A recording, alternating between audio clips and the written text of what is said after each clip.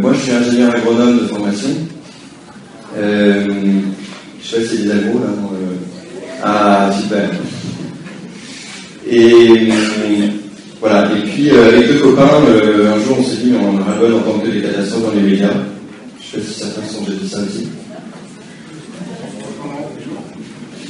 Et on s'est dit, et si on allait découvrir le monde à travers nos propres yeux et pas ceux de la caméra du JT de 20h, comme ça nous remonterait le moral, et puis on pourrait peut-être partager toutes ces belles initiatives qu'on peut rencontrer dans le monde. C'était en 98, au tout début des pages Internet, donc on a été les premiers à faire un tour du monde relayé sur Internet.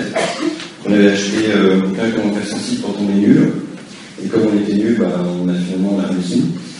Et voilà, donc on fait un journal de bord tous les 10 jours. Et quand on est rentré, les gens qui nous ont suivis nous ont dit il faut que vous nous racontiez. Donc on a fait une soirée, on avait loué une salle où il nous fallait 500 personnes qui payent 10 € pour payer la salle, donc c'était quand même un challenge. À l'époque il n'y avait pas Facebook pour inviter tout le monde. Et donc on était totalement inconscients parce qu'on perdait de l'argent et on avait 25 ans, donc on était fauchés. Et puis finalement on était en train de tout préparer, et puis le régisseur arrive en catastrophe en disant mais qu'est-ce que vous avez foutu, c'est le bordel, qu'est-ce qui se passe, etc. Et donc nous on était en panique, c'est une merde, il n'y a personne. En fait on dit la rue est bouchée parce qu'il y a 2200 personnes qui attendent pour rentrer. Et c'est là où en fait on s'est rendu compte qu'il y avait une vraie attente des gens pour qu'on leur parle de ce qui marche, de signes d'espoir, des hommes et des femmes qui retroussent leurs manches, que ce soit dans l'environnement, la paix, l'éducation, l'emploi, etc. Et il y avait un éditeur à cette soirée qui nous a commandé un livre le soir même, c'est quand même assez royal. Et alors moi j'étais nul aussi en français, donc il a fallu que je m'y mette. Et puis finalement, le livre en fait s'est très bien vendu, il a été traduit en plusieurs langues, et donc on s'est dit tiens, ça intéresse toujours les gens, tant mieux. Et surtout on a eu plein de messages de jeunes notamment qui se sont engagés dans certains des projets qu'on décrivait dans notre livre. Et là, ça a été extraordinaire parce que ces projets, on s'y était attachés, on s'est dit, mais c'est des projets formidables. Et le fait de se dire qu'à travers un livre tout simple, on a réussi à donner envie à d'autres jeunes de les rejoindre pendant 6 mois, 1 an, 2 ans, apporter leurs compétences, chacun différemment. Et là, je me suis dit, bon, il faut que je transforme tout ça. Donc je suis allé travailler chez Arthur Andersen, qui était un grand cabinet de conseil. Alors, elle s'est peut-être plus, parce qu'après l'affaire Enron, ça n'existe plus. Maintenant, c'est Bearing Point. Et là, les gens m'ont dit, mais qu'est-ce que tu vas faire dans un cabinet de conseil classique où on parle que business, on ne parle pas forcément de sens. Et justement, je leur ai dit, j'ai beaucoup de choses à apprendre, et si j'ai envie de refaire d'autres projets, j'ai besoin d'acquérir des compétences professionnelles. Et j'ai eu la chance en fait de tomber dans un cabinet formidable, donc Bearing Point, qui m'a recruté pour ça, parce que j'allais faire un tour du monde différent des autres. Et puis j'ai eu un projet à ce moment-là qui s'appelait Reporter d'Espoir à l'époque, et ils m'ont dit écoute, on peut t'aider. Donc pendant 5 ans que j'ai passé chez eux, j'étais payé à temps plein, mais la moitié du temps je travaillais sur mon projet. C'est quand même assez sympa. Et voilà, et en l'occurrence, ce qui est assez amusant, c'est que finalement pour eux, ça a été hyper rentable, parce que moi je rencontrais des sponsors, des clients pour notre projet, à qui je parlais de Bearing Point avec des trémolos dans la voix, parce que c'était quand même grâce à eux que j'avais réussi, que j'avais pu monter mon projet. Et les gens me disaient, mais non, il est formidable ce cabinet, ça a l'air super, il a l'air différent des autres. Je me dis, oui, d'ailleurs, ça aurait peut-être le coup que vous rencontriez. Et notamment, il y a une boîte que j'ai mis en relation, alors ça faisait 5 ans qu'ils cherchaient à avoir comme client, et depuis ils ont facturé 15 millions d'euros d'honoraires. Donc comme quoi c'est rentable aussi pour les boîtes de soutenir des projets, même quand au début c'est des petits projets. Voilà, et puis après je me suis lancé le défi fou de travailler avec Mohamed Younous pour faire une fiction de cinéma sur sa vie, qui est en stand-by en ce moment pour des raisons politiques au Bangladesh. Je rentrerai pas dans les détails. On a eu la chance qu'il ait le prix Nobel de la paix 2 mois après qu'on ait signé avec lui. Donc ça, c'est vraiment un gros coup de bol. Et puis, après, donc j'ai quitté Reporter d'Espoir pour un certain nombre de raisons. J'avais passé la main à une personne dont finalement on n'avait plus la même vision. Et donc j'ai monté Spark News, qui est la même idée, mais beaucoup plus internationale et avec des modalités différentes. Et voilà, donc maintenant je travaille à temps plein sur ce projet. Voilà, alors le thème c'est donner du sens au travail. J'en entends certains qui vont dire ok c'est super, mais comment il fait pour bouffer? Et donc j'ai la chance en fait d'avoir un projet qui pour l'instant a un business model qui me permet de gagner ma vie aussi bien, voire mieux que quand j'étais dans le conseil. Enfin, maintenant c'est des équilibres instables, entrepreneurs, on ne sait pas forcément toujours exactement combien on pourra gagner, mais voilà, en tout cas je rassure ceux qui ont des rêves, des projets et qui ont peur de se lancer pour des raisons financières, ce qui malheureusement est important. Alors, voilà. En fait, vous l'avez compris, c'est vrai que les médias ont tendance à parler surtout de ce qui va mal. Et moi, mon guideline, c'est cette phrase de Gandhi. Finalement, c'est vrai que les catastrophes font beaucoup de bruit. Et tout ce qui source, tout ce qui est en train de germer, on l'entend pas. Et c'est pour ça, en fait, que les médias n'en parlent pas. Et moi, ce que je me suis dit, c'est que je me suis dit, plutôt que de critiquer les médias, je me suis dit déjà, essayons de comprendre pourquoi ils ne parlent pas plus souvent des solutions, des initiatives et ça. Il y a pas mal de vidéos après, vous verrez, donc vous aurez pas mal d'exemples. Et je faisais la stratégie de la conduite du changement chez Jeremy Point. Je me suis dit, je sais pas s'il y en a qui font la conduite du changement ou qui voient ce que c'est. Un petit peu. Bon. La conduite du changement, c'est d'amener une organisation d'un point A à un point B. Par exemple, quand il y a une fusion entre deux entreprises, souvent c'est pas facile. Donc, comment on accompagne ces transformations. Et donc, la méthode, en fait, c'est on essaie de voir quels sont les freins pour aller du point A au point B. Et ensuite, on met des leviers en place pour faire sauter tous ces freins, pour faire en sorte que la transition se fasse. Et donc, les freins des médias, en rencontrant des journalistes, des rédacteurs en chef, j'ai compris qu'il y avait deux freins principaux. Un, c'est qu'ils pensent que ça intéresse personne, ils pensent que ça ne se vend pas. Et plus tard, justement, on a pu démontrer que c'était faux, puisqu'on a fait une opération avec Libération. On leur a lancé le défi de faire un numéro dédié aux solutions, donc pas un hors-série, le numéro d'un samedi, donc le numéro du jour. Et le rédacteur chef était convaincu, les journalistes pas du tout, donc qu'est-ce que c'est que ces conneries, on va quand même pas faire du positif, on n'est pas là pour reprendre la vie en rose, etc. Et le rédacteur chef a dit, écoutez, si vous voulez pas participer, c'est pas grave, de toute façon on fera ça pendant les vacances de Noël, donc vous serez pas là. Et on l'a fait ensemble, et ça a été la meilleure vente de l'année. Et donc les journalistes, et ça c'est le rédacteur chef qui m'a raconté après, sont revenus me voir en disant bon, finalement c'était quand même vachement bien, les sujets étaient super intéressants, nous on s'attendait à des trucs un peu gnangnan, un peu idéalistes, alors qu'en fait c'était vraiment des sujets intéressants. Donc nous on a envie de le refaire, mais cette fois-ci on va le faire sérieusement, on va le faire nous-mêmes. Et donc on avait réussi en fait notre challenge qui était de faire en sorte qu'ils s'approprient le projet, et chaque année en fait ils le font avant Noël. Alors ça ne change pas tout, c'est-à-dire que Libération ne va pas se mettre à faire que des sujets positifs, ça n'aurait pas de sens. Mais voilà, il y a en tout cas le journaliste qui propose ce genre de sujet s'entend plus dire non mais ça n'intéresse personne et c'est pas ça qu'il va faire, au contraire, ça peut être un argument. Et ensuite le deuxième frein, c'était, on avait beaucoup de remarques des journalistes qui me disaient mais moi aussi j'ai envie de parler de ces sujets-là, parce que moi-même j'en ai ras-le-bol, en fait on se rend compte qu'ils ont exactement la même réaction. Un journaliste de TF1 qui me disait moi je regarde plus le JT parce que ça me déprime. Ce dont je me suis rendu compte, ce qu'il me disait, c'est qu'en fait on ne sait pas où trouver ces sujets. C'est comme le dit la phrase de Gandhi, ces sujets ne font pas de bruit. Donc nous journalistes, on est tellement submergés de travail, que vous tous j'imagine, qu'on n'a pas le temps d'aller chercher ces sujets, on ne sait pas où les trouver, il n'y a pas une attachée de presse derrière qui doit envoyer un communiqué. Et donc, là, je me suis dit, mais finalement, plutôt que de critiquer les médias, et si on les aidait? Et si on préparait le terrain pour eux, notamment en mutualisant? C'est-à-dire que si un journaliste, dans une rédaction, ne peut pas faire tout seul, moi, je peux le faire pour tous les journalistes du monde entier. Et donc, ça me prendra, en termes d'efficacité, c'est beaucoup plus rentable. Et donc, voilà. Et donc, on a créé Spark News.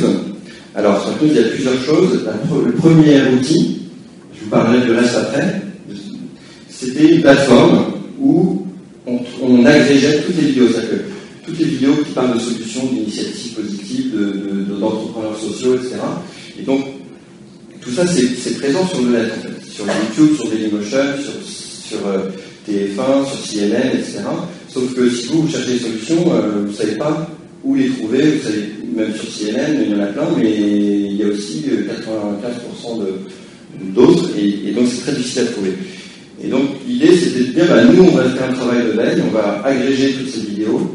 C'est une plateforme qui est collaborative, donc que chacun de vous, si vous tombez par hasard sur une vidéo qui parle d'une solution géniale, en France ou ailleurs, vous pouvez la mettre sur Spark News et juste à mettre le code, l'URL, un titre, une petite description, le pays, la langue, etc. et c'est fait. Et donc comme ça on a des gens dans le monde entier qu'on ne connaît pas, qui régulièrement mettent des vidéos et qui viennent enrichir la base de données. Aujourd'hui on est à 1500 vidéos au bout d'un an et demi. Et encore, il y a un potentiel fabuleux, parce qu'on s'est rendu compte que dans tous ceux qui nous connaissent, on a à peine 5% qui savent qu'on peut rajouter des vidéos. C'est pour ça que j'insiste dessus, pour que vous sachiez et que vous puissiez contribuer. Voilà, donc ça c'est la suite de la page. Donc voilà, il y a plein de vidéos sur le site, classées par thématique, l'eau, l'énergie, la santé, l'éducation, l'emploi, la paix, etc. Donc en fonction de vos goûts, vos intérêts ou même les domaines de vos entreprises, vous pouvez les voir sur chacune de ces rubriques. Voilà, donc l'idée c'est, il y a plein de solutions. En fait, ce qui est incroyable, c'est que tous les jours, nous on découvre des nouveaux projets incroyables, alors qu'on fait quasiment que ça, et on découvre encore des trucs qui parfois existent depuis 3 ans. Donc le vivier, il est colossal. Et ça, c'est vraiment, au début, on se dit, mais est-ce qu'on aura suffisamment de choses à mettre dessus, et même avec un sponsor, dans le contrat, on a mis, il faut qu'il y ait minimum, c'est Veolia, il faut qu'il y ait minimum 40 vidéos sur l'eau, et aujourd'hui, on a plus de 200, et en fait, moi, j'avais peur de m'engager là-dessus, et en fait, finalement, c'était beaucoup plus facile que ça. Alors, une première vidéo, c'est l'exemple d'un... le plus simple, c'est que vous l'avez découvert tout seul.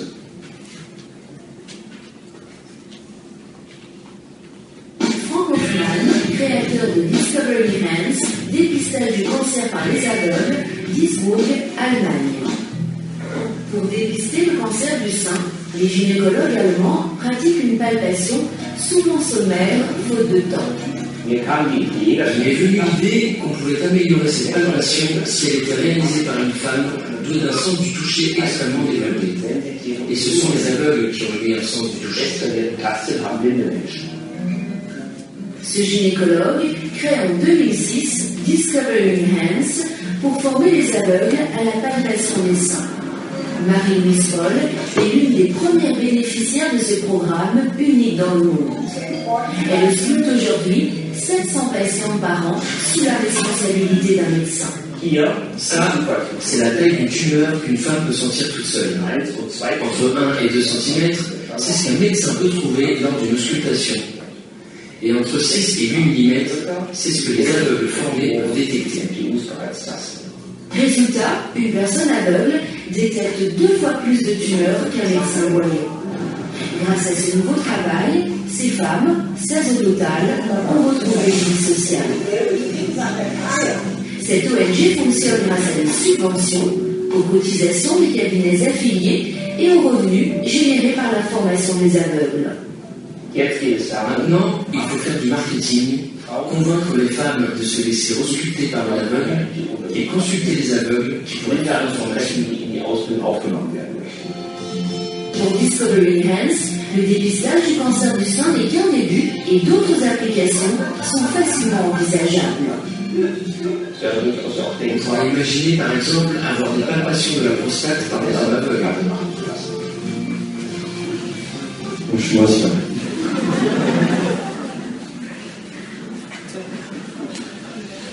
Voilà, et ça, vous l'avez vu, c'est un projet qui est en train de naître avec 16 femmes formées, mais cette vidéo, si on la diffuse, et aussi à travers les médias, j'en parlais tout à l'heure, ça peut intéresser énormément de monde dans le monde entier. Et donc l'idée, c'est qu'un autre médecin s'approprie cette idée, la duplique, profite de l'expérience de cet Allemand et que ça puisse s'aimer dans le monde entier. L'énorme avantage, c'est que c'est bon pour la Sécu, puisque les femmes aveugles coûtent moins cher, les femmes sont dépistées moins cher que les médecins, sont dépistées en amont, donc on les traite mieux mieux et pour moins cher. Et 3, ça donne un emploi, c'est pas mal. Une autre initiative en Estonie, cette fois-ci, c'est l'histoire de Rainer Nordbach, qui était fasciné par la nature de son pays, mais c'est un pays où il y a énormément de décharges sauvages. Ils n'ont pas la chance d'avoir des Veolia ou des Suez qui gèrent bien les décharges. Et il s'est dit que c'est quand même dommage que le pays soit défiguré par ces décharges. Et il s'est rendu compte que le gouvernement ne pourrait rien faire, ça coûte très très cher, ça aurait pris beaucoup d'argent, il a été que c'était 25 millions d'euros, ça aurait pris plus de 3 ans. Et il s'est dit, mais il faut qu'on le fasse nous-mêmes, nous la société civile.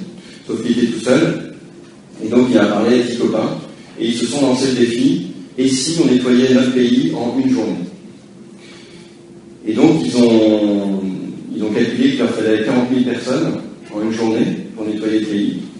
Et donc ils ont choisi une date, et ils ont dit on va en faire une cause nationale. Donc ils ont développé un certain nombre d'outils, notamment des applications iPhone pour géolocaliser les décharges. Donc chacun de vous, dès que vous passez dans les décharges sauvages, hop, vous la géolocalisez en donnant quelques indications. Et ensuite, les gens, le jour J, allaient s'inscrire en fonction des besoins sur Google Maps sur les décharges. Et je ne vous dis pas la suite, puisque vous l'avez découvert.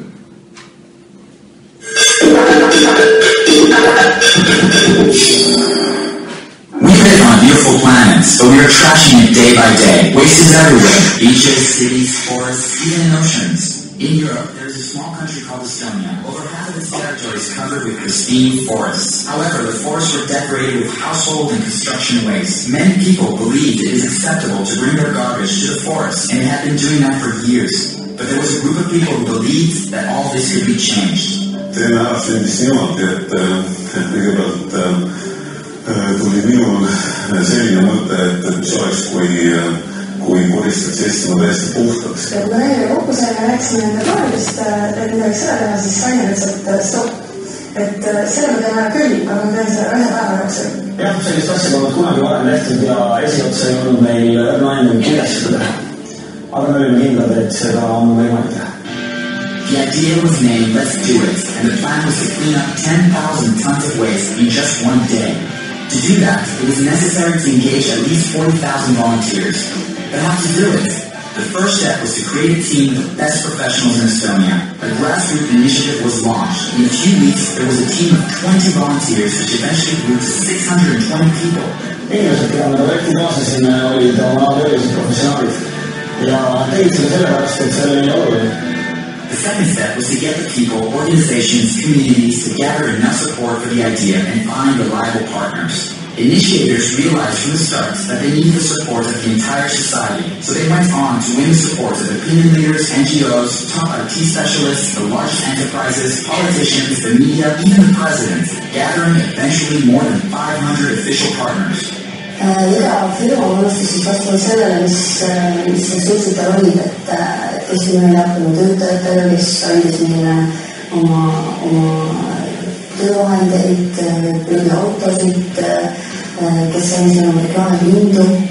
Me öeldi, et projekti lõpufaasis olime me nagu maffia. Keegi ei saanud meile ära öelda. The first step was to locate and estimate the type and amount of garbage. Voilà, vous découvrirez la suite de la vidéo sur Spark News.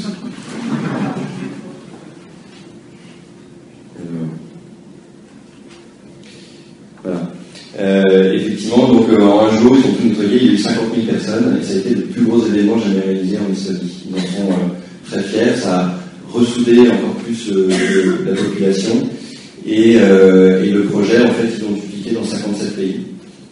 Voilà, mobilisant parfois plusieurs millions de personnes. Parce que l'Estonie, c'est tout petit, hein, donc 4% de la population, 50 000 personnes, c'est 4% de la population, ce qui est énorme. Alors voilà, donc vous avez vu la plateforme, des exemples de vidéos que vous pouvez trouver. Et puis ensuite, on s'est dit, bon, ça c'est bien, mais il n'y a que les journalistes convaincus ou qu'on aura convaincus qui vont aller sur cette plateforme pour se nourrir, trouver des idées de sujets, etc. Donc il y en a pas mal d'ailleurs, hein, qui vont régulièrement chercher des sujets. Et on s'est dit, mais il faudrait faire ce que j'avais fait avec Libération, il faudrait le faire à une échelle plus importante. Donc on s'est dit, on va lancer le défi à 20 rédacteurs en chef des 20 plus gros journaux de 20 pays, de faire la même chose, de faire un supplément dédié aux solutions. Et donc, lancé le défi et finalement ils ont tous dit oui. Enfin, on a contacté un peu plus quand même. Certains n'étaient pas prêts, certains ont jamais reçu nos mails, quelques-uns ont dit non pour l'instant. L'année prochaine ils ne pourront pas dire non. C'est comme la mafia. Tout à l'heure, je ne sais pas si vous avez pu lire les sous-titres, mais Rainer disait, ce qui est incroyable, c'est qu'au début, on avait du mal à convaincre, puis après, il y a eu un moment où la mayonnaise a pris, donc c'est comme la mafia, que personne ne pouvait nous dire non. Et ça, c'est la chance qu'il y a sur, quand on croit dans un projet, c'est qu'il y a un moment où il n'y a pas de point de non-retour. Voilà, donc on a appelé ce projet Impact Horizon Day. Ce qu'on appelle l'Impact Horizon, c'est, bien sûr, il faut que les médias dénoncent les problèmes, qu'ils vous alertent, mais si on fait que alerter, on reste les bras ballants, on ne sait pas comment agir. Alors si vous parlez aussi des solutions, ben, vous avez un double impact. Et voilà, c'est comme ça qu'on a décidé d'appeler le projet. Et donc, il y a donc une vingtaine de journaux qui nous ont rejoints, un peu partout dans le monde. Et voilà. Et donc, le jour J, donc Le Monde, par exemple, a fait un supplément qui ressemble à ça, donc de 8 pages, avec, ah oui, ce que j'ai pas dit, c'est que, en fait, ce qu'on a fait, c'est qu'on a mutualisé, on a fait de la co-création, un travail collaboratif. Vous entendez sûrement beaucoup dans vos entreprises, parce que ça, quelque chose qui est en train de se développer énormément. Donc, on s'est dit, on va mutualiser nos efforts. Et donc, nous, ce qu'on a fait, c'est qu'on a produit une vingtaine d'articles. Moi, j'avais embauché Dorel Akchef, une ancienne New York Times, une ancienne de France 24. Donc, on a choisi une vingtaine de sujets, parmi notamment ceux qu'on a découverts grâce à la plateforme. Ces sujets, on en a fait des articles, on les a proposés aux journaux, et chaque journal nous a fourni 2 ou 3 articles, donc des beaux projets qui allaient dans leur pays. On a traduit en 3 langues, et on a mis tout ça à disposition des journalistes, des rédacteurs en chef, qui ensuite, chacun dans leur rédaction, ont composé un supplément de 8 pages, enfin même parfois 16, en piochant en fait les articles, les photos, les vidéos qui les intéressaient. Voilà, donc ça c'est la Stampa en Italie, donc qui est l'équivalent du Monde en Italie. Alors, comme c'est des Italiens, ils ont fait un super graphisme. Et c'est marrant parce qu'ils ont fait un making-of avec une vidéo où on voit la graphiste qui explique voilà, comment on a fait le truc et tout ça. Ça, c'est au Mexique. Donc, c'est un des journaux leaders du Mexique. Ça, c'est le Straits Times à Singapour, le plus gros journal de Singapour. Et alors là, il y a une histoire qui est assez sympa. C'est que parmi les articles qu'on avait proposés à tous les journaux, et d'ailleurs que la plupart ont pris, il y avait un article sur un Hollandais qui a inventé des lunettes universelles. Des lunettes qui fonctionnent pour tout le monde. Pourquoi ? Parce qu'il y a 500 millions de personnes qui n'ont pas de lunettes, tout simplement parce qu'il n'y a pas d'ophtalmo et d'opticien dans leur village. Et lui s'est dit, mais donc, conséquence sur l'éducation, c'est-à-dire que tous les enfants qui ne voient pas bien, ils vont que à l'école, et pour les parents qui ne peuvent pas travailler ou rien. Et donc il a inventé une paire de lunettes, donc la même, la paire nous conviendrait à tous. En fait, il y a 2 verres l'un sur l'autre, et quand on tourne une petite molette, ça fait glisser les verres, et ça règle la focale du verre. Donc c'est tellement con, personne n'y avait pensé. Enfin, en fait, c'est même pire, quelqu'un l'avait inventé il y a plus de 50 ans, donc le brevet existait, il est même tombé dans le domaine public, mais personne ne l'utilisait. Et donc cette histoire m'a raconté dans le Straits Times. Et là, il y a une des lectrices, une des 1,5 million, je crois, de lectrices de Singapour, qui tombe dessus, qui dit c'est génial ce truc-là, il faut que j'en parle à mon mari, qui était un des patrons des SILOP. Et donc elle montre ça à son mari, qui n'avait jamais entendu parler de ce projet, donc il découvre, alors qu'il était responsable de la RSE et des pays émergents, et qui travaillait justement sur comment apporter la vision aux gens de ce qu'on appelle le BOP, Bottom of the Pyramid. Je ne sais pas si ça va être un test. Est-ce que qui a déjà entendu parler du bottom of the pyramid, BOP? En fait, les entreprises se sont rendues compte qu'il y a 4 milliards de personnes qui paient moins de $2 par jour. Je fais une petite digression. Et en fait, ce sont des gens qui ont quand même $2 par jour et qui consomment. Et donc, en fait, il y a énormément de produits qui se développent pour ces gens-là. Ce sont des produits qui sont vraiment utiles et adaptés. Le meilleur exemple, c'est le microcrédit. Les gens qui ont les moyens de prendre un crédit, de rembourser pour financer une activité économique. Et tant que le microcrédit n'était pas créé, personne ne pouvait l'utiliser. Donc là, ces lunettes, par exemple, c'est typiquement un des produits BOP, c'est un des produits adaptés pour les gens qui avaient moins de $2 par jour, parce qu'elles coûtent $2 à fabriquer. On les vend à $4-5 et tout le monde s'y retrouve. Et voilà. Et donc, ce patron, ce responsable de la RSE des cyber, du coup, nous contacte en nous disant mais c'est pas intéressant, est-ce que vous pouvez nous mettre en lien? Donc la semaine dernière, on l'a emmené en Hollande pour découvrir cette petite boîte. Ils sont 10 volontaires, ils sont même pas. Et donc c'était génial parce que ils ont parlé technique, ils ont parlé distribution, et ils sont en train de créer une sorte de partenariat technique et pour distribuer ces lunettes un peu partout dans le monde. Donc ils font un premier projet pilote. Si ça marche, ils pourront distribuer sans doute plusieurs millions d'exemplaires ces lunettes. Donc c'est une illustration de ce qu'est l'impact journalism. C'est-à-dire quand on communique des solutions, ça donne envie aux gens d'agir, ça crée des liens et ça crée de la valeur sociale. Voilà. Et puis donc du coup, quand on a sorti ces suppléments le même jour, le 22 juin dernier, ce qui est assez sympa, c'est qu'il y a eu plein de gens qui... En fait, il y en a un qui s'est photographié avec le journal, qui l'a mis sur Facebook, et du coup, il y a eu plein de gens qui ont fait pareil.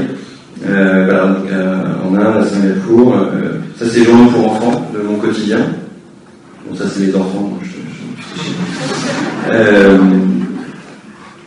voilà, donc même les petits lecteurs aussi, de monde. Voilà, au Liban. Voilà, il y en a plein d'autres. Et en fait, si on cumule le lectorat de tous les journaux, on a touché 50 millions de lecteurs qui ont pu découvrir 8 pages dans le journal, donc beaucoup plus que le bouquin qu'on avait vendu. Et voilà, et en fait, ce qui était incroyable, c'est que, ce qui nous a énormément ému et touché, c'est que les rédacteurs en chef, non seulement ils l'ont fait, bon, à part un ou deux qui ont fait défaut d'un moment pour un certain nombre de raisons, mais ils avaient l'air contents d'avoir fait. Ils ont des très bons retours de leurs lecteurs. Ils nous ont dit, mais nous on est prêts à continuer l'année prochaine. Le Monde m'a dit, mais bon, on a fait 8 pages, l'année prochaine on fait 12. Et du coup on s'est dit, tiens, on va les réunir ensemble en France. Donc sur les 22, on a invité 14. Ils ont payé leur billet d'avion et on s'est retrouvés pendant 3-4 jours, 3 jours, pour débriefer et co-construire les prochaines éditions pour profiter des best practices de chacun. Par exemple, Excelsior, il a expliqué aux autres qu'ils avaient vendu plein de pages de pubs simplement en disant aux annonceurs, d'habitude vos pubs elles sont entre la crise, la guerre, les catastrophes, etc. Là vous les mettez au milieu des solutions, c'est beaucoup plus valorisant pour vous. Et donc tous les autres ont pris note en disant attends c'est génial, je vais dire ça dans la régie. Et comme ça on pourra remplir les pages de pub. Voilà, et donc l'année prochaine, en juin prochain, on va passer à 40 pays en ajoutant les télés, les radios, les réseaux sociaux. Il y a une grande chaîne française qui dit génial, nous ce qu'on va faire, ce qu'on propose, c'est on choisit 10 ou 20 télés, chacune fait un super beau reportage, mais elle met le paquet pour avoir le plus beau reportage qui soit de 5-7 minutes, et ensuite on fait chacun à 90 minutes en prenant les reportages de tout le monde. Donc, finalement, pour une chaîne, elle a 90 minutes gratuites et ça lui a coûté qu'une seule vidéo, sauf que sa vidéo elle sera vue par plusieurs dizaines de millions de personnes. Et en plus, les journaux pourront les relayer aussi, donc tout le monde est content, donc c'est super. Voilà. Alors, maintenant, encore des petites vidéos. Là, c'est l'histoire d'un chef d'orchestre qui, au Paraguay, qui s'est dit, moi j'ai envie d'apporter la musique dans les bidonvilles. Donc, il est allé voir un éducateur social en lui parlant de son idée. L'éducateur social lui dit c'est gentil, mais le violon coûte plus cher que la maison des gens, et du coup, ça sera complètement décalé, même si vous arriviez à trouver des financements. Mais quand même, venez dans le bidonville, et puis on va discuter, je vais vous présenter les gens. Et là, il rencontre notamment un homme dont le métier était de trier les ordures et de fabriquer, de recycler en fait tout ce qu'il trouvait, et de fabriquer des objets un peu comme vous avez sûrement vu, pour ceux qui ont un peu voyagé, les gamins qui vous fabriquent des voitures à partir de canettes de coca, je pense que vous avez déjà vu. Moi, ça m'a toujours beaucoup impressionné. Et donc, ils ont un vrai talent. Et donc, le chef d'orchestre lui dit, mais est-ce que vous serez capable de faire un violon? Et le gars lui répond, je sais pas, j'en ai jamais vu. Et donc, il apporte un violon, et quelques semaines après, en fait, il avait fabriqué un violon. Et puis après, il a fabriqué une clarinette, il a fabriqué un violoncelle, etc. Et voilà ce que ça donne.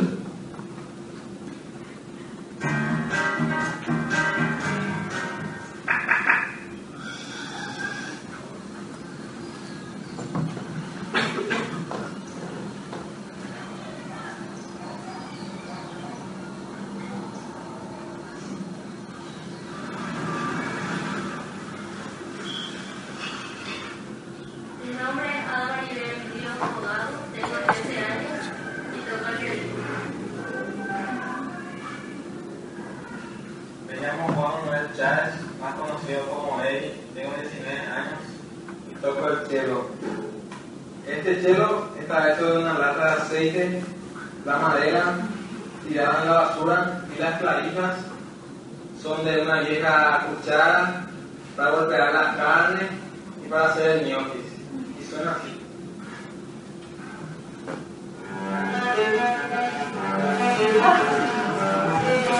Je t'envoie au visage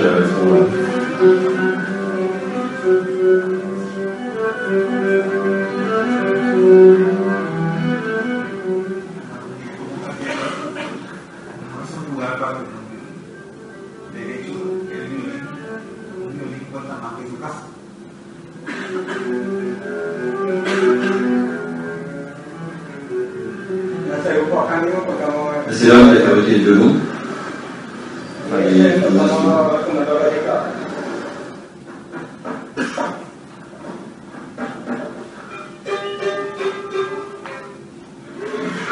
La familia que acá vive recicla todo lo que hay en la basura y se vende.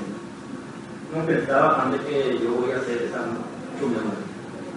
Y me siento feliz cuando estoy viendo a un niño que está tocando un violín reciclado. Cuando yo escuché el sonido del violín, siento como mariposa en el estómago, así como una sensación. J'arrive à lire les sous-titres au fond, pas?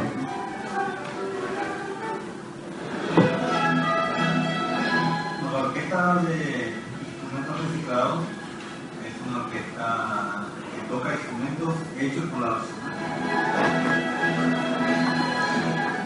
La suite sur Star Plus.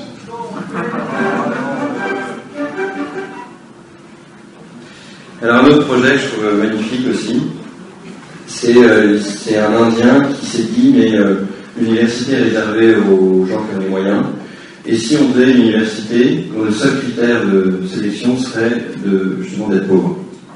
Et il a appelé ça le Barefoot Project, qui veut dire l'université des va-nu-pieds, et il a pris des femmes qu'il a formées notamment pour monter des systèmes d'électrification des villages à partir de panneaux solaires et jusqu'à fabriquer elles-mêmes des panneaux solaires.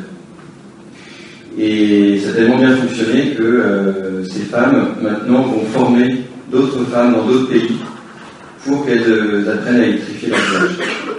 Et là donc les extraits de la vidéo que vous allez voir, il a fait notamment un événement où il a fait bien des femmes de plusieurs continents. Vous allez voir des Africaines, des Sud-Américaines, des Asiatiques, des Européennes, etc. Et voilà, et donc, moi je trouve ça magnifique, vous allez voir.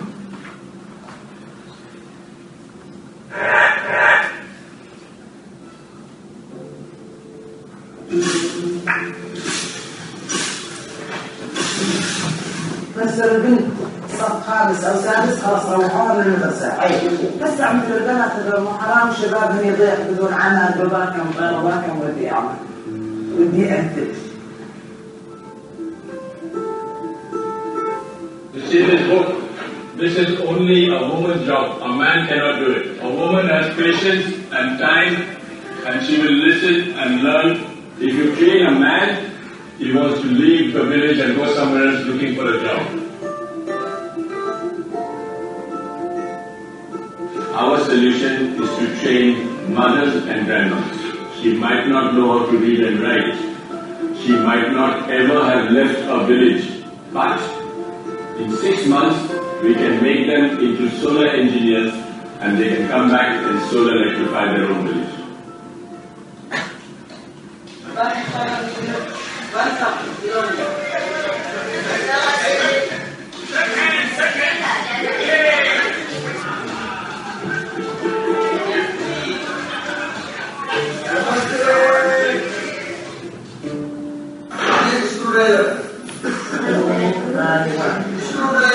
Screwdriver.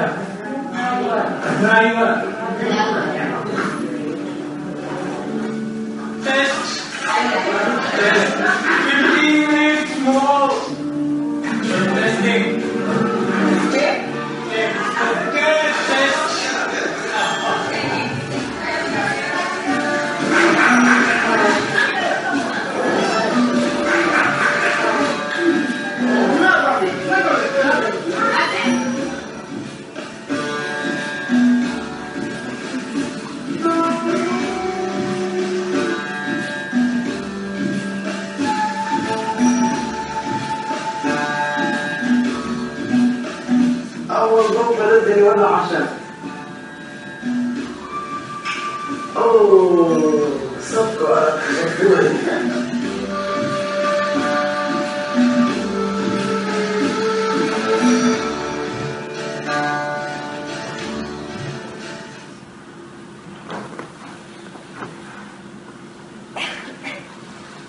Alors, j'en profite, j'ai mis mon mail en haut. Si certains d'entre vous voulaient être tenus informés des événements qu'on fait, des opérations, envoyez-nous un mail. Et voilà, comme ça, on vous met la base de données. Ne vous inquiétez pas, on va mettre un mail tous les 2 mois, donc vous ne serez pas spammé. On le retrouve sur les autres slides. Donc, là, c'est un projet, en fait, c'est 2 jeunes. J'ai choisi aussi parce que c'était des jeunes qui avaient quelques années moins que vous, mais qui ont vos âges. 2 Américains qui, à la fin de l'année, constataient que la plupart des bouquins scolaires des universités étaient jetés parce que les programmes changent en permanence et qui n'ont plus de valeur, entre guillemets. Et donc, au début, ils se sont dit, bon, on n'a rien à faire cet été, donc on va récupérer, on va mettre des cartons, on va récupérer les bouquins, puis on les enverra dans certaines universités africaines, par exemple, parce que, voilà, ce qui est dans les bouquins a toujours de la valeur. Et donc, ils ont fait ça, et finalement, de fil en aiguille, ils se sont rendus compte que les gens mettaient dans les boîtes des bouquins qui avaient encore de la valeur, donc qui les ont vendus sur Amazon. Et voilà, et de fil en aiguille, ils ont créé un social business de 20 millions de dollars, qui est très rentable. Et depuis le début, ils ont reversé maintenant 12 millions de dollars pour des projets de lutte contre l'illettrisme.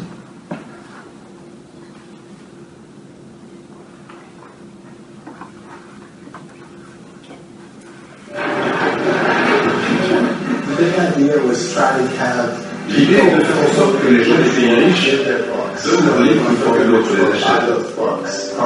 Une partie des bénéfices profite à ceux qui n'ont pas accès aux livres.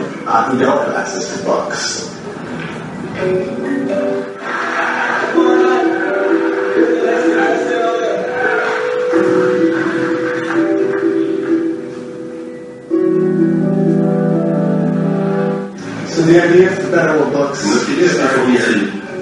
and it started because Et tout a commencé lorsque nous revenions à la chaque fin de semestre pour vendre le livre pour quelques dollars à la librairie de la fac. they get you cash from the books and you go home. But the problem is about Le problème, c'est qu'un bon cinquième des livres ne sont pas repris. a lot of times these books are Ce sont des livres que les professeurs ne veulent pas utiliser parce que les cours ont changé, par exemple.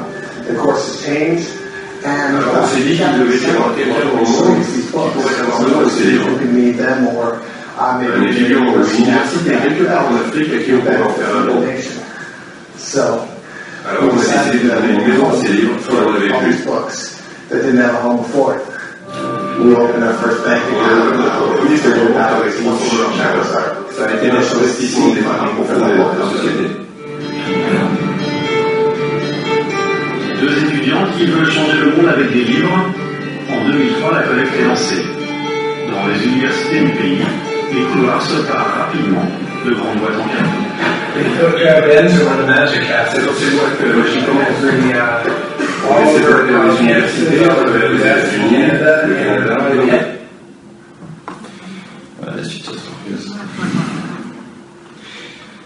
C'est un très beau reportage de Canal+, d'ailleurs, et la directrice du documentaire de Canal+, a vraiment à cœur de parler de ces sujets-là, et elle est très avant-gardiste, et c'est passionnant de travailler ensemble, voilà, il y a des gens formidables à tous les niveaux des grands médias. Ça, c'est un autre exemple aussi que je vous ai choisi, parce que ce sont des jeunes du MIT, donc qui sont jeunes, et en fait, le constat que ces 2 jeunes filles ont fait, c'est que après l'école, les enfants rentrent chez eux, mais ils n'ont pas de lumière pour s'éclairer et faire leurs devoirs. Et le deuxième constat, c'est qu'elles ont vu tous les enfants du monde jouer au foot, et donc elles ont inventé un ballon de foot qui produit de l'énergie en fait avec un système intelligent à l'intérieur. Et donc après avoir joué au foot pendant une demi-heure, on branche une lampe avec une clé USB et on peut s'éclairer pendant 3 heures. Voilà, on n'a pas le temps de passer la vidéo, je suis désolé, mais voilà. Un autre, alors il y a plein de projets qui touchent au domaine de l'énergie. Et on parle souvent des panneaux solaires. Alors c'est une solution, même si c'est pas la panacée, parce que vous savez, ça pollue quand on doit les recycler, c'est pas forcément évident. Et là, c'est les 2 jeunes ingénieurs qui ont inventé une lampe qui fonctionne comme les coucous. En fait, le coucou, le mécanisme fonctionne parce que vous avez un poids qui tombe pendant toute la journée, puis le soir pour remonter, etc. Donc ils ont inventé exactement le même système, on met un sac de sable, et il met 3 heures à tomber, et ça éclaire pendant ce temps-là. Voilà, un autre domaine, puisqu'on est aussi là pour parler aussi de spirituel et de paix, du coup. Je vous ai sélectionné plusieurs initiatives de paix. Là, c'est un Iranien, un Israélien, qui se disait on ne peut pas vivre en permanence face à la peur de recevoir une bombe de la part de l'Iran. Et lui, il était graphiste, et du coup, il a posté sur Facebook le poster de gauche, iranien, on vous aime, jamais on enverra une bombe sur votre pays. Et 3 jours après, il reçoit sur Facebook le même poster d'une iranienne qui dit israélien, on vous aime, on vous enverra jamais une bombe. Et en fait, ce projet a eu un retentissement incroyable. Pareil, parce qu'on n'a pas le temps. Et donc, il y a des centaines de milliers de personnes qui ont refait le même type de poster. Et donc, il y a eu des échanges incroyables. Et alors après, il y a eu Israël, Palestine, Pakistan, Inde. Enfin, bon, ça a essaimé dans le monde entier. Donc, comme quoi, Facebook est aussi un outil de paix. Il y a même eu des campagnes dans les rues de Tel Aviv, incroyables. Une autre initiative du Times of India, qui est un de nos partenaires, et on les a d'ailleurs contactés suite à avoir découvert cette initiative. Times of India, c'est le plus gros journal en anglais dans le monde, il fait 6 millions d'exemplaires, et le patron de ce journal s'est dit mais on ne peut pas continuer, nous médias, à compter les points entre le Pakistan et l'Inde, parce qu'en fait c'est un de leurs gros enjeux, la guerre indo-pakistanaise, enfin en tout cas les conflits, et donc il s'est dit il faut qu'on soit acteur. Et il a contacté son homologue pakistanais, il dit je propose un défi, c'est qu'on va faire une grande campagne éditoriale où toi tu vas titrer Love India et moi je vais titrer Love Pakistan. Un peu comme si le premier journal israélien titrait Love Palestine. Et ce projet a eu énormément de succès. Et avant la campagne, il y avait 59% des gens seulement en Inde qui étaient en faveur de la paix. Et après cette campagne, il y a eu 74% des gens qui étaient en faveur de la paix. Donc ils ont simplement, en faisant leur métier, changé le point de vue de 150 millions de personnes. Ça, c'est l'initiative de 5 jeunes. En fait, après notre tour du monde, il y a beaucoup de jeunes, peut-être d'ailleurs certains parmi vous, je sais pas, qui ont fait des tours du monde ou qui ont envie de partir à un tour du monde. Non, j'espère que vous aurez envie après. Et donc, qui sont partis faire des tours du monde de l'eau, de l'énergie, de l'éducation, enfin, même des mariages, plein de sujets, de la bouffe. Et il y a un thème qui m'a donné à cœur, qui était le tour du monde de la paix, et personne ne le faisait. Le tour du monde de la paix, du dialogue interreligieux. Et du coup, je me suis dit, puisque personne ne le fait, on va créer une bourse de 5 000 €, une petite société, donc 5 000 €, c'est pas anodin pour nous. Et donc, on a fait un appel à la candidature, et il y a 5 jeunes qui sont proposés, donc un chrétien, une juive, un musulman, un athée et un agnostique, un athée militant, et qui, du coup, sont partis ensemble, ils sont en train de faire le tour du monde, pour aller rencontrer des dialogues, des initiatives de dialogue interreligieux, des initiatives de paix dans un certain nombre de pays. Et ils ont fait cette petite vidéo qui est assez courte.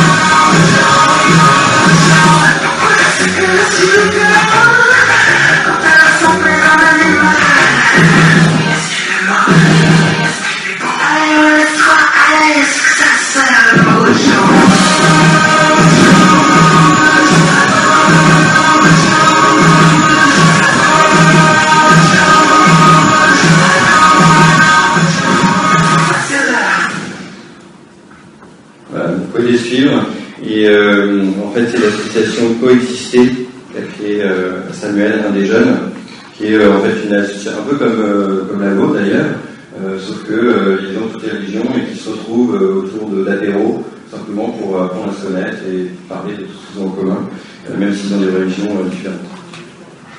Alors j'ai une dernière vidéo pour la fin, mais ce que je vous propose c'est qu'on puisse passer à des questions-réponses. Enfin, en tout cas, moi je vais bien faire des réponses, ça devrait des questions.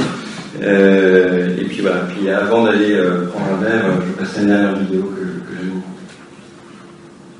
Alors, je ne sais pas s'il y a un micro, ou peut-être pas besoin d'ailleurs, parce que vous êtes jeunes, vous pouvez faire l'effort.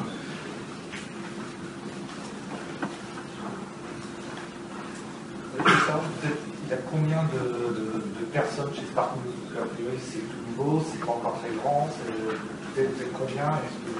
Alors, on est 6, dont 4 stagiaires. Et encore l'autre salarié, je l'ai recruté il y a un mois. Voilà, donc là on passe à une nouvelle phase. On a fait un certain nombre de choses tout seul. Et avec des stagiaires formidables, j'ai la chance d'avoir des jeunes très bien formés, de Sciences Po, de l'ESSEC, du CETA, de McGill, université d'ailleurs dans le monde. Ça c'est une super chance parce que du coup c'est des jeunes qui en plus par exemple à l'ESSEC il y a une chaire qui s'appelle la chaire d'entrepreneuriat social et donc ils arrivent, ils sont déjà formés, ils connaissent déjà plein de projets, ils connaissent les réseaux et donc du coup on va super vite.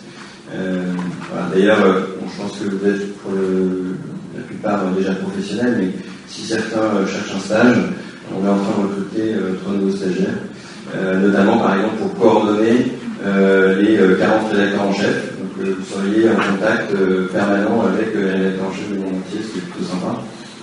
Voilà, on cherche un community manager, on cherche quelqu'un pour le business développement aussi. Et voilà, si c'est pas vous, il y a peut-être des frères et sœurs ou des amis qui cherchent.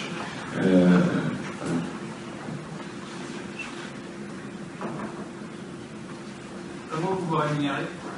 Alors, bonne question. En fait, il y a plusieurs business models différents, puisqu'en fait, on a 3 pôles. Le pôle sourcing, c'est la plateforme. Donc là, c'est sponsoring de rubrique, c'est-à-dire 23 thématiques, l'eau, l'énergie, la santé, etc. L'idée, c'est que les entreprises, en fait, sponsorisent chacune des rubriques. Et on fait de la veille, c'est-à-dire qu'on propose une entreprise qui nous dit, mais moi, ça m'intéresse de savoir tout ce qui se fait innovant dans le domaine de l'énergie, par exemple. Et donc, on leur fait remonter un certain nombre de projets pour les inspirer, pour leur donner des idées, etc. Le deuxième pôle, c'est le pôle partagé, partage. Donc là, c'est l'Impact Horizon Day, on est en train de décliner l'Impact Horizon Day pour le monde corporate, pour les entreprises. Donc là-dessus, c'est du sponsoring aussi, c'est-à-dire qu'on propose à nos sponsors d'avoir leur logo vu par 50 millions de personnes. Donc ça a une vraie valeur. Et puis aussi avec un système où on travaille avec les agences médias, je sais aussi qu'il y en a qui travaillent dans la pub, pour justement faire un revenu sharing sur ce genre de projet, parce qu'en fait, ce dont on s'est rendu compte, c'est que effectivement les agences médias, donc c'est ceux qui placent les pubs des annonceurs, en fait, ils ne savent pas vraiment dans quel contexte la pub va tomber. Et donc, ce qu'on s'est dit, c'est qu'il faut créer une offre où on puisse garantir aux gens que leur pub va tomber autour de contenus positifs. Comme ça, c'est plus valorisant pour eux. Ça encourage les médias à parler plus souvent des solutions. Et en plus, du coup, la pub a un impact RSE parce qu'elle permet de partager des solutions. Et donc, hier, justement, j'ai rencontré le patron d'une des plus grandes agences médias et qui m'a dit, écoutez, honnêtement, je ne connais pas un seul de mes clients qui ne sera pas intéressé par ce que vous proposez. J'ai eu un peu peur au début, et ça nous a rassuré. Après, donc, on est en train de travailler là-dessus. Ça ne veut pas dire que c'est fait et il y a encore du boulot. Ensuite, pour la déclinaison corporate, ce qu'on est en train de faire, c'est de proposer à 20 entreprises mondiales non concurrentes, avec qui on dit, vous avez des projets dans vos boîtes. Il y a des boîtes qui ont des super projets, des super initiatives, dans tous les domaines, environnement, management, voilà, plein de trucs. Vous avez des projets, et puis vous êtes des médias. Si je prends l'exemple de Veolia, qui est un de nos sponsors, ils ont 50 journaux, internes, externes, pour leurs clients, ils ont des intranets, des extranets. Et donc, en permanence, ils cherchent du contenu qu'ils achètent assez cher, pour raconter des histoires, pour pas parler que d'eux, mais parler, si c'est une boîte dans le domaine de l'énergie, pour parler de l'énergie de façon générale. Et donc, l'idée, c'est que chacun va nous identifier 2-3 projets dans sa boîte. Nous, on fait faire un article, un reportage, et ensuite, tous ces contenus, on les met à disposition de tous les partenaires qui peuvent ensuite les utiliser pour leurs médias internes et externes. Et ensuite, on fait un séminaire où on les fait se rencontrer pour qu'ils se nourrissent les uns des autres. Et éventuellement, pour qu'ils puissent rencontrer les rédacteurs en chef qui ont participé au projet quasi identique, mais dans les journaux. Donc ça permet effectivement de... Et pour ça, en fait, ils achètent en fait le projet. C'est pas du sponsoring, là, c'est vraiment une prestation, puisqu'ils ont du contenu, ils ont de la visibilité, et ils ont la possibilité de rencontrer des rédacteurs en chef du monde entier. Ce dont je me suis rendu compte, c'est que même un directeur monde d'une boîte du CAC 40, ou même un responsable des relations presse monde d'une boîte du CAC 40 ne connaît pas ces rédacteurs en chef. Elle n'a aucun moyen de rentrer en contact avec eux, et encore moins dans le cadre d'un projet qui a du sens, avec qui elle peut créer un institut personnel. Donc on s'est rendu compte que ça avait énormément de valeur et que ça, on pouvait le monétiser, tout en gardant effectivement, bien sûr, un équilibre pour que tout le monde s'y retrouve. Voilà. Et ensuite, le troisième pôle, c'est accompagner. Donc accompagner ces projets, accompagner les entreprises, donc, qui peuvent revêtir la forme du conseil. Voilà. Et surtout, en fait, ce qu'on fait, c'est des conférences dans les entreprises pour les inspirer. Alors, on choisit un thème avec la boîte. Donc, par exemple, l'innovation, la du changement, les médias, la RSE, le management, le leadership ou autre. Et puis, on construit une conférence qu'on illustre avec des vidéos. On a 1500 comme celle que vous avez vue. Et donc, à chaque fois, on peut trouver des exemples, soit qui ont un lien avec un métier, soit pas du tout, au contraire, pour être décalé. Voilà, donc ça, on l'a fait avec Crédit Agricole, avec ADO, qui est une groupe de Grand Merlin, avec on travaille aussi avec L'Oréal, etc. Voilà, je passe à répondre à votre question. Et on est en train de faire une levée de fonds. On est en train de démarcher des investisseurs, parce qu'on a besoin de fonds de roulement et puis d'investir un petit peu en embauchant 2-3 personnes de plus. Donc si vous connaissez des investisseurs, est-ce qu'il y a une influence, est-ce que vous trouvez qu'il y a une influence chrétienne dans les vidéos que vous diffusez ou pas du tout? Alors c'est une bonne question. En fait, moi je suis chrétien et c'est des choses qui sont très importantes pour moi. Et voilà, et personnellement, ce projet je l'ai confié. Même une femme l'autre jour à la conférence qui m'a dit en fait, je pense que c'est pas vous qui avez confié le projet 2, c'est Dieu qui vous a confié. Bon, il y aura peut-être choisir quelqu'un d'autre, ce sera peut-être plus efficace, mais voilà. Mais donc pour moi c'est important. Par contre, à partir du moment où on s'adresse aux médias du monde entier, c'est un projet qui est non confessionnel, non politique. Autrement, on n'est pas audible. Et puis même, moi, mon envie, c'est de partager les solutions, de partager la capacité de l'homme à trouver lui-même les solutions pour sauver le monde, pour changer le monde. Et c'est ça qui est important. Et voilà. Et l'Indien qui a créé le Barefoot Project, je ne pense pas qu'il soit chrétien, J'en sais rien, enfin. Mais en tout cas, voilà, c'est pas la question, en tout cas, sur ces vidéos. C'est pas ça la question. La question, c'est voilà, relayer les hommes et les femmes des projets qui montrent qu'on peut changer le monde, qu'on peut vivre heureux, qu'on peut trouver des solutions, etc.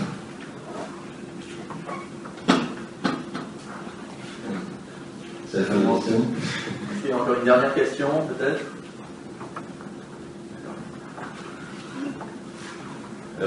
On peut passer à la dernière vidéo ou pas? Ah, bien sûr, non, oui. Bon, je pense que vous avez tous sauf.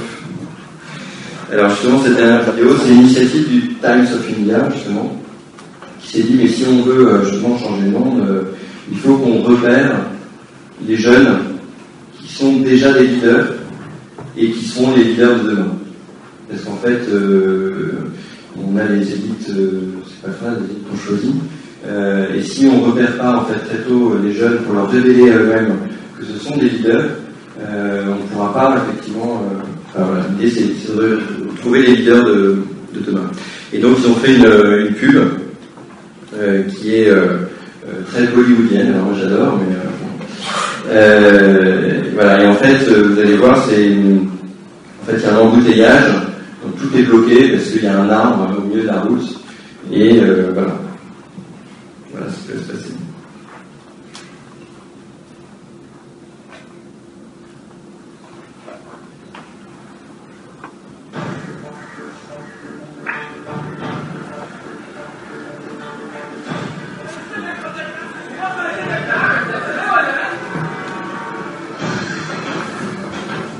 Voilà, qui est au spot avec les pièces.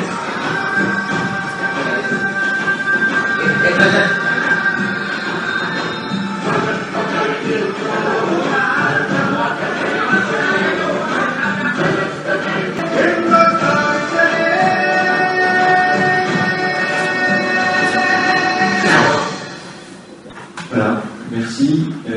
Pour terminer, j'aimerais vous citer une phrase que j'aime beaucoup. Donc une phrase de Paulo Coelho. On aime pas, mais la seule chose qui puisse empêcher un rêve d'aboutir, et la seule chose qui puisse empêcher votre rêve d'aboutir, c'est la peur d'échouer. Je vous remercie et à tout à l'heure pour un verre.